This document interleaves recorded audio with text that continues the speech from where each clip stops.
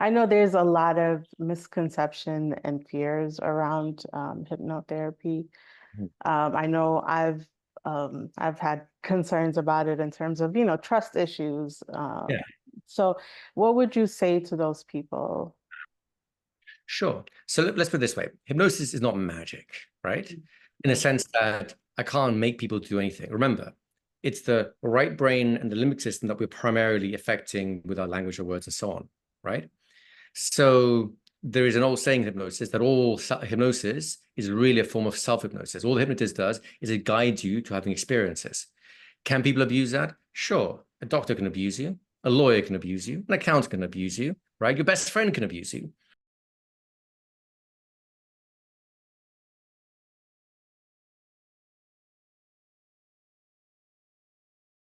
Welcome to American Gypsy Podcast. I'm your host, Gypsy, and today I have a special guest, Igor Ledochowski. He is a former British lawyer and Fortune 500 consultant, um, who is now a renowned hypnotherapist. Welcome to the show, Igor. Thank you so much for having me. Glad to have you here. Um, can you give us a little background in how you got started with hypnotherapy and what Hmm. you used to do before that? Yeah. So I went to university to study law. And whilst university, I was a family reunion. It was a great uncle's like 75th birthday. And I met some cousins who had gone to like a self-hypnosis course, and it really changed their life in a positive way. And I was fascinated. So I signed up for a similar course, loved what I was learning, and then I just started learning a little bit as a student. It was more of a hobby because I was already studying law and was, getting ready for my legal career. Then fast forward, I don't know, about 7, 8 years, I've graduated from university, law school, everything. I'm now working for a large international law firm. And I'm working like crazy. I'm working till 10 a.m. Most nights. 3, 4 a.m. is not, sorry, 10 p.m. I meant. 3, 4 a.m. was not unusual. Weekends, again, not unusual. And my life was getting so constrained with law that at one point I just had enough and I decided, you know what, I've got to do something that's got nothing to do with this. And I remembered my training in hypnosis at the time, and I thought I enjoyed that. So I initially signed up for a 1 year course. I was done on weekends, just to do something different, just so I would not lose my sanity, if you will. And then, long story short, after training there for a year and then going to some other more advanced courses, I realized I enjoy hypnosis so much more than law. I used to motivate myself to go to work on Monday mornings by telling myself, "Don't worry, it's just 5 days. Then there'll be a weekend, and then you can go and do things you actually enjoy doing." And after I don't know, 6 months of this approach, I realized this is crazy. I can't wish away 5/7 of my life. That's just nuts. So, long story short, I end up resigning. I left, set up my own business as an executive coach and simultaneously as a hypnotherapist. I wanted to be able to serve both sides of the equation, if you will. And I guess the rest is history. And what you said you personally experienced it, what did it help you with as Oh my far as gosh, how many hypnotherapy? things. Um, Insecurities, shyness, emotional issues, sleep, uh, tension, stress, um, um, creativity in terms of like problem solving and so on. Perhaps I can give you a really dramatic example of this. Is that Yeah, okay? that would be great. So as a lawyer, I was tasked with, it's a very boring thing. It was one bank that was closing its London operation and so had to transfer all its liabilities, all its bonds and so on to another bank, a sister bank essentially, to carry on those things. Otherwise, there would be billions of euros worth of debt instruments that would be automatically triggered and come due, and that would be ruinous, right? Mhm. So I'm going through this, and of all the there's like 80 or so transactions. Each one has between 3 to 10 different documents, trust deeds, and all kinds of different things to get signed up to get this done. And all of them had some weird quirk, except for two, which were so plain vanilla. I got them knocked out in the first hour or so, and I just left them in the corner, totally forgot about them. And then I've fixed everything else. Long story short, about a month, maybe a month and a half later, the signing day, We're there with all the agents of the bank. Anyone who couldn't come in for the signing ceremony had faxed their signatures in. That's already been reset up. And we have this huge document room, a massive boardroom. There's documents everywhere piled up high. And there's, 15 different suits going around. I'm just pointing out who's supposed to sign what, and everything's going really well. And I get to these two documents that were so plain vanilla, and I suddenly freak out. I suddenly realize a really key player here, the trustee, I never contacted them. I never asked them to sign. And that's a huge problem, right? Oh. So I tried before the close of day to ask them to sign quickly. It's just a very formality. And they quite rightly said, no, we've got to have our lawyers look at it and so on. And this triggered an enormous problem because technically now, because their trustee wasn't signed, they're now technically in default. That means not only is that loan being called in, but now all the other loans, we're talking about hundreds of millions of euros, are being called in at the same time because there's always a stipulation that says when one loan defaults, all loan defaults. You get the idea? Okay. And for me, now this is terrifying because the senior partner is pulling out the insurance policy to see how much they're on the line for. Everyone's running around clucking like chickens, trying to figure out what it is. And the big problem we're facing is there's a legal problem in England. You can't backdate agreements. So in other words, if you and I sign a contract today, we can't date it from last week. It must be dated today, right? There are some exceptions for dating it for tomorrow, but it can never be made retroactive. And you can't put the date in the past, right? It's a big no-no. So this seemed like an insoluble problem, right? And everyone's shouting, everyone's upset, and of course, it's all entirely my fault, and I feel about this big. So long story short, that day, I go home and I do my level best to keep myself from panicking, because that's not going to help anything. I use self-hypnosis to calm myself down on the train ride home. I start expanding my way of thinking. I get out of my emotional turmoil long enough and expand my, shall we say, way of looking at the situation so that I bring in more details. And no solutions coming to me. It's like an hour and a half train ride home. So I go to bed, and again, I use self-hypnosis to fall asleep, even though at the back of my mind, I want to panic, right? Now, the next morning's interesting. I wake up. It's a beautiful day, sunny, light streaming in the bedroom. And I actually wake up feeling refreshed and really good because I've completely forgotten about the other day because I'm still half asleep, right? So I'm lying in bed thinking, oh, this is such a nice day. And suddenly memory comes crashing in. And I go, oh, this is not good. And I do the level best to stay focused, to not let the fear and the panic take over. Do another sort of self-hypnosis session. And then suddenly I have absolute clarity. I know exactly what to do. Because even though you can't backdate agreements, there's nothing to prevent you from signing an agreement today that says it's effective retroactively. In other words, it's dated today, but we will both agree that all the terms of this agreement start last week. That automatically cures the fault. It's not backdating the agreement because it's still dated today, but it is backwards effective, which means in technically there's never been a default, right? So I go to the partners, sell them this idea. I have to argue a little bit because the senior lawyers are stuck on the dating rule as opposed to the retroactive rule. Anyways, I prove my point. They accepted, they persuade the client to do it. And honestly, within 5 days, they managed to get all the shareholders to sign off on this. We've re-signed the documents retroactively. The problem's been cured. There's no default. Everything works out. And I breathe the biggest sigh of relief of my entire life. And I can tell you for a fact, I would never in a million years have remembered that little tiny piece of info had I not had self-hypnosis to do a number of things. Number one, remove myself from the emotional turmoil. Number two, sort of switch on a more creative thinking mindset. That's what the unconscious is really good for is creative problem solving, right? Number three, being able to have a thorough, good night's sleep, because I'm not going to do any good to anyone showing up like I've just been on an all-night bender. And of course, ultimately, creating a context in which my unconscious could bring this tiny little factoid from back in my university days up to mind.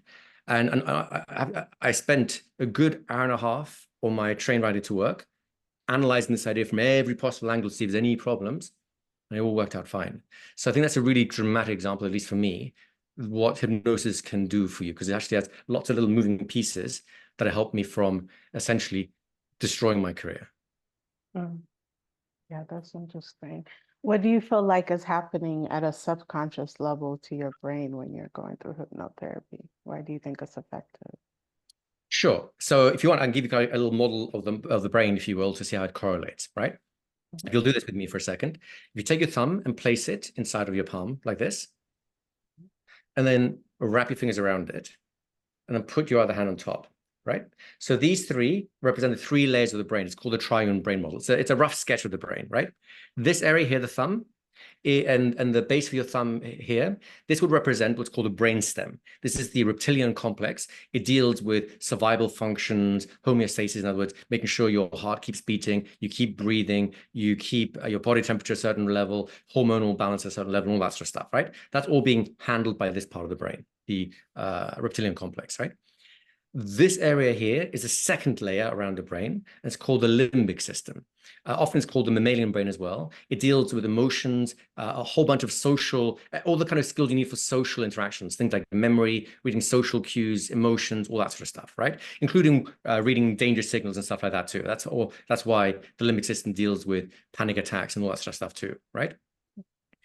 The third area on top of that is called the neocortex. That is also sometimes referred to as the human brain or the thinking brain, right?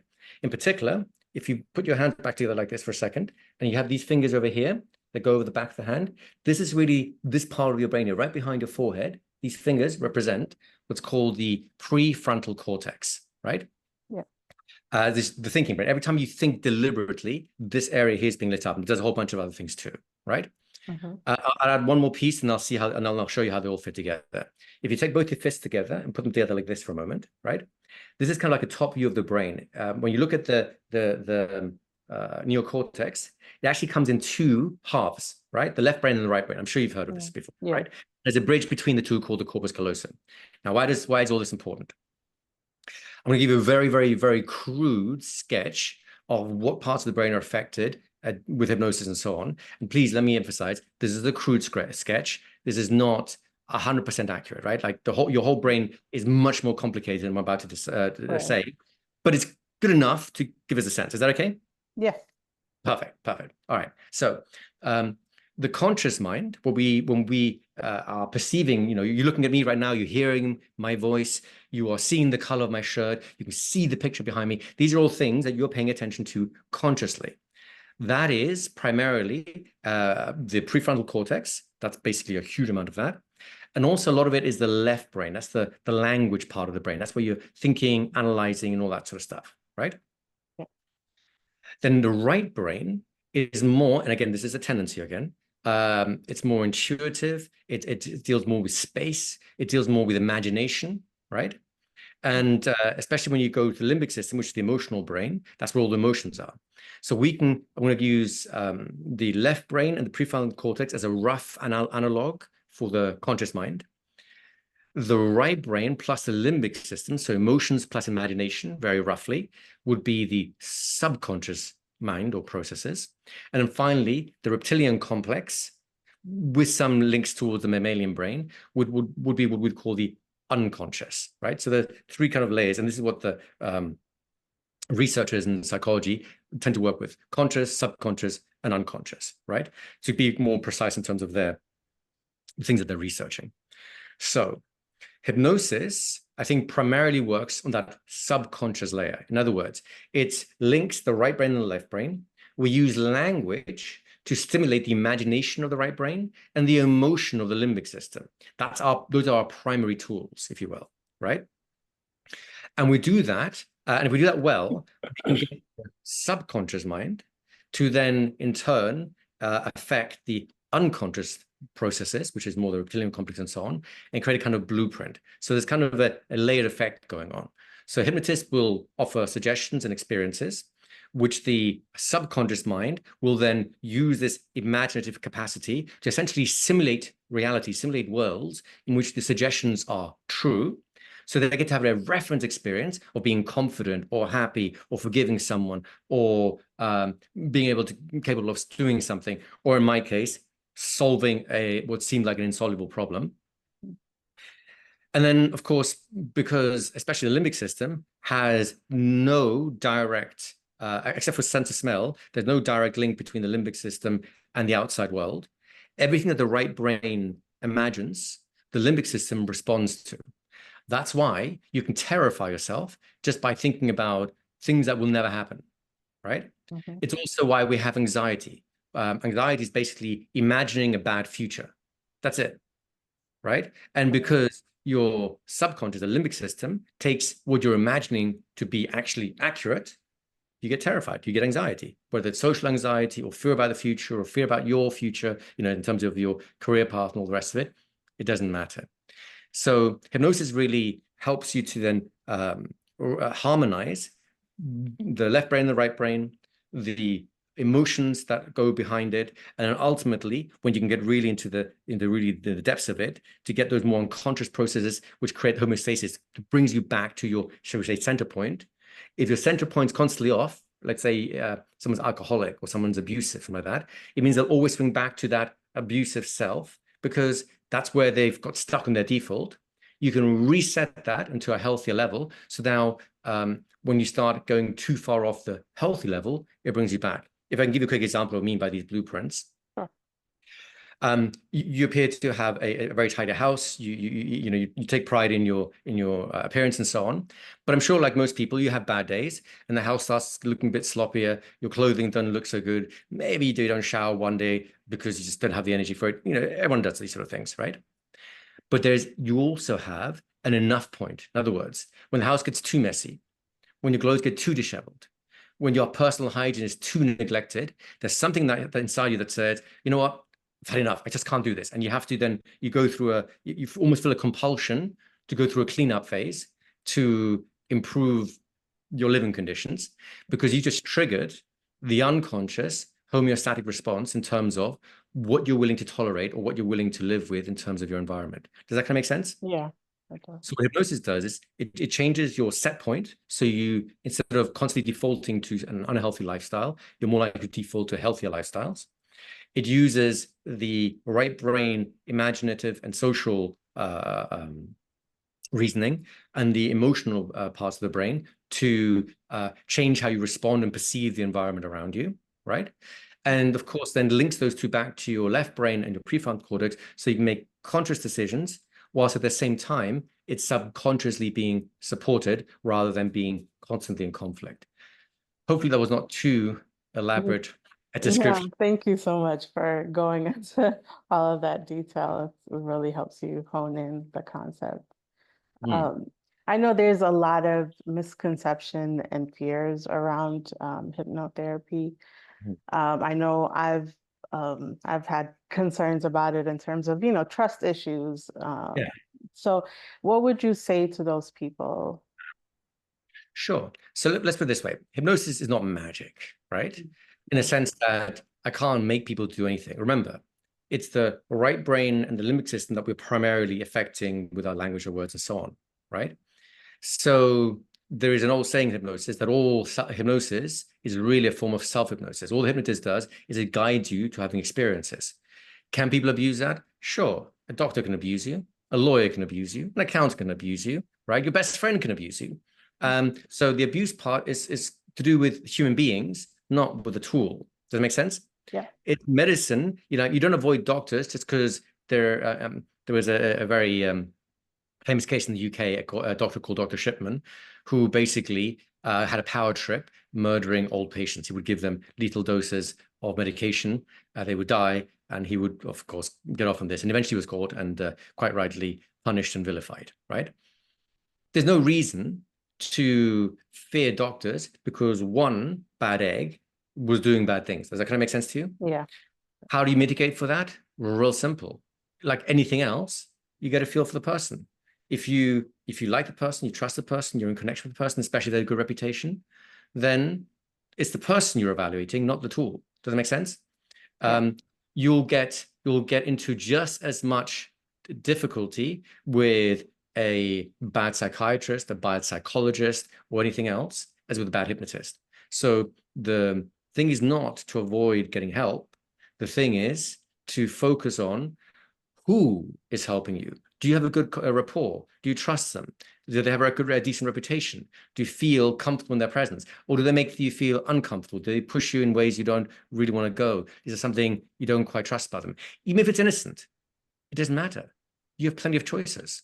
Choose someone that you actually resonate with, right? Yeah. So does that kind of give you any Yeah, it comfort? does. What you mentioned, trust, what role does trust between the hypnotherapist and the client play in the effectiveness of the Huge. treatment? Huge, huge, huge, right? There's been a ton of research in the last couple of decades. And in particular, because since the 50s, there's been an explosion of different styles of therapy: art therapy, behavioral therapy, CBT, cognitive behavioral therapy, solution-focused brief therapy. I mean, there's just so many different types of therapies out there, right? Yeah. And so there's a huge meta study done to try to determine which approach works the best. Turns out that's the wrong question to ask. The right question to ask is, what do the therapists that have the best results have in common? And the biggest common factor among successful therapeutic patients is the patient clinician relationship. Does it make sense? Yeah. And even in coaching and hypnotherapy, which is not as state regulated, it's an unregulated industry, the exact same thing is true. If the relationship is strong, then the chances of you getting a beneficial therapeutic impact from it are very high. If the relationship is weak, awkward, is blocked in some way, the chances of you getting the therapeutic impact you want are relatively slim. Does that kind of make sense? Yeah. Are So there enormous. Go yeah, ahead, yeah. are there certain conditions or mindset that would make it hard to get into the hypnosis state? Yeah, I mean, hypnosis, as a rule, there's different ways of doing hypnosis, but the most standard, as a rule, important version of it is you need someone to focus on things that you're saying. So someone's constantly distracted, if someone's constantly overanalyzing and so on, that makes life a lot harder because you're constantly blocking the experiences from emerging, right? So if you think about it this way, the brain doesn't work by activation as much as by suppression. So you have many brain areas all competing for attention, but the ones that have, should we say, the most juice, the most toned up, they'll drown everything else out.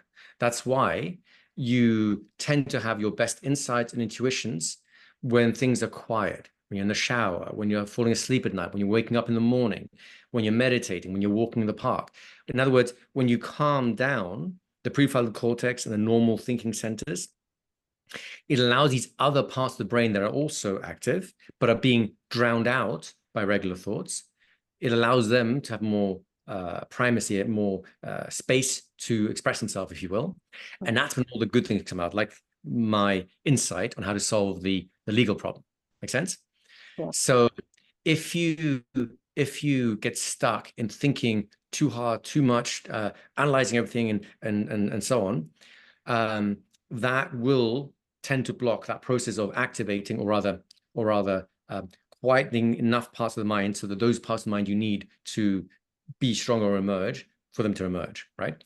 The good news is that a hypnotherapist who is good at what they do, they should have a number of tools and responses for people who are overthinkers, for people who are over emotional, for people who, despite their desire for change, end up resisting or blocking the process. So there are tools that'll help move that thing along. And that's, I guess where the therapist, or the hypnotherapist in this case, would earn their stripes the best, right? A lot of people think that hypnosis is just sleep and I'll make some suggestions and off you go, right? And that can work. That can work really well. I've got some stories about that.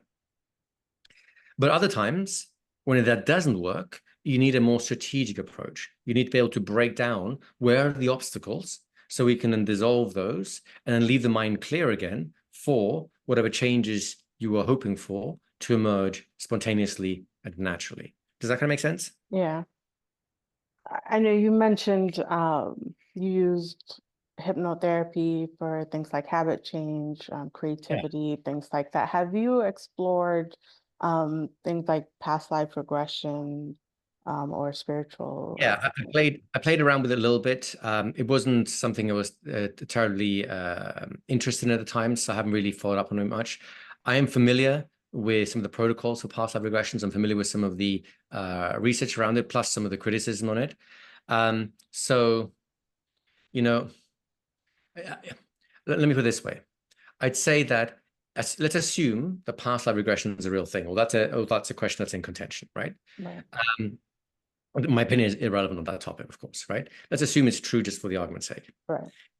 I would still suggest that most instances of past life regressions aren't really past life regressions. They're just very, should we say, creative, imaginative, immersive experiences, right? Kind of like a video game of something. But that doesn't destroy the value.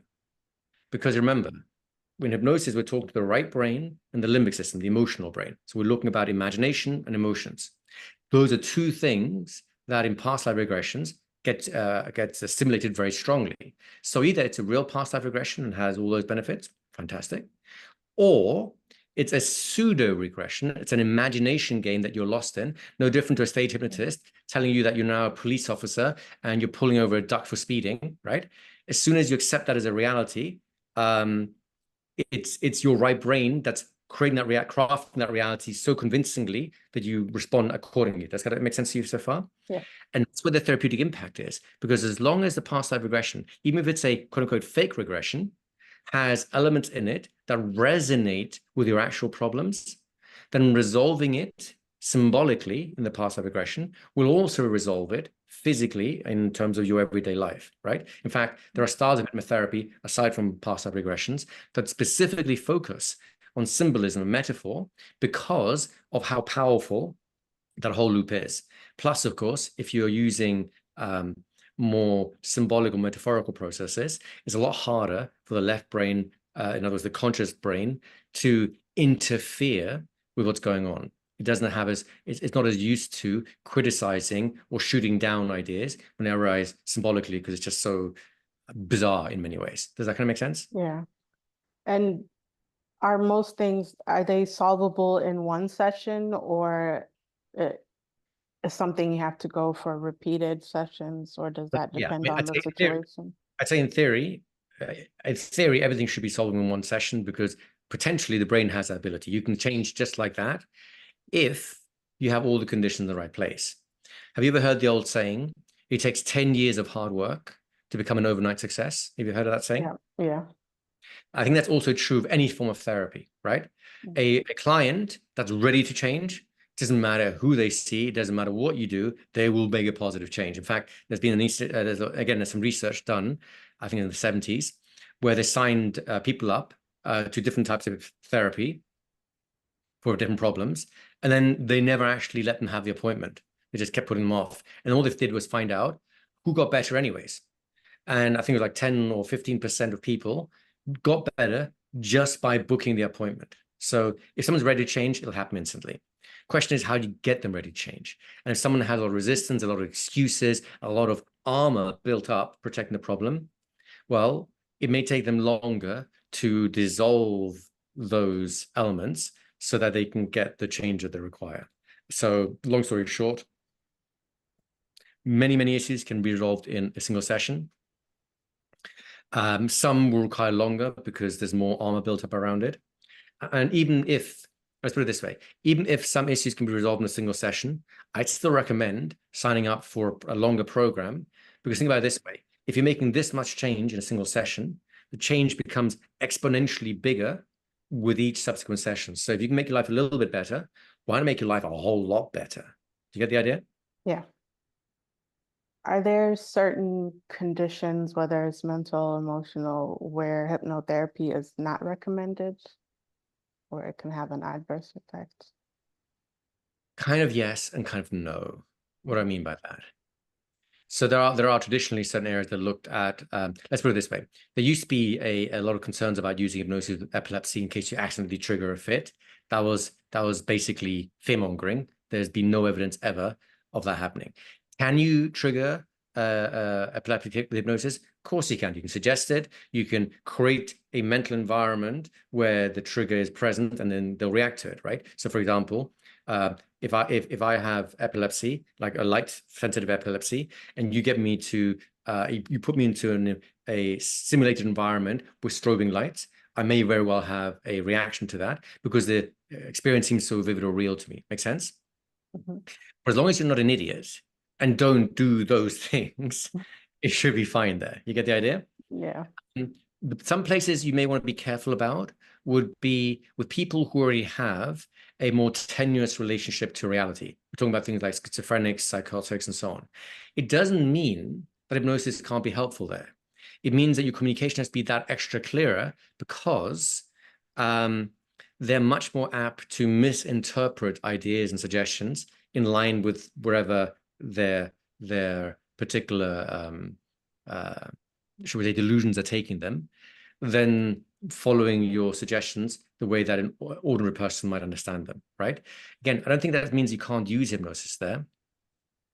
I think it just means you need to understand those conditions and the ways that they break from reality much more clearly so you understand how to use the tools wisely. You just can't go in there battering away and expecting everything to work out.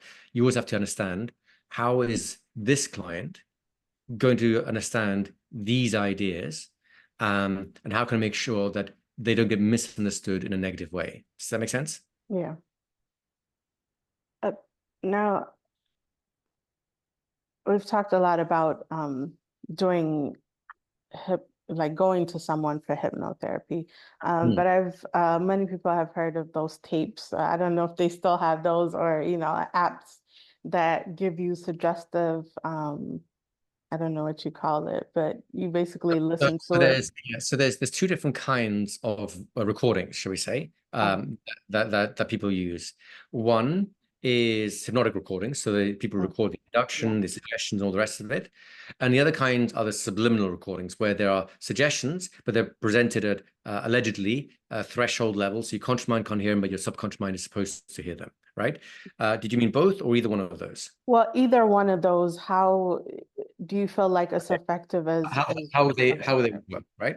Okay, so let's go with subliminal ones first, because I think they're the clearest one.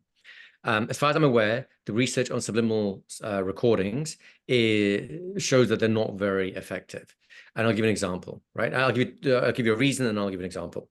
I think the main reason for them not being so effective is because the masking that they use in order so that the conscious mind doesn't hear the actual suggestions directly is often so elaborate that no one can make it out. No one knows what the hell is being said. Now remember, the subconscious mind is the part of the mind that you could have access to if you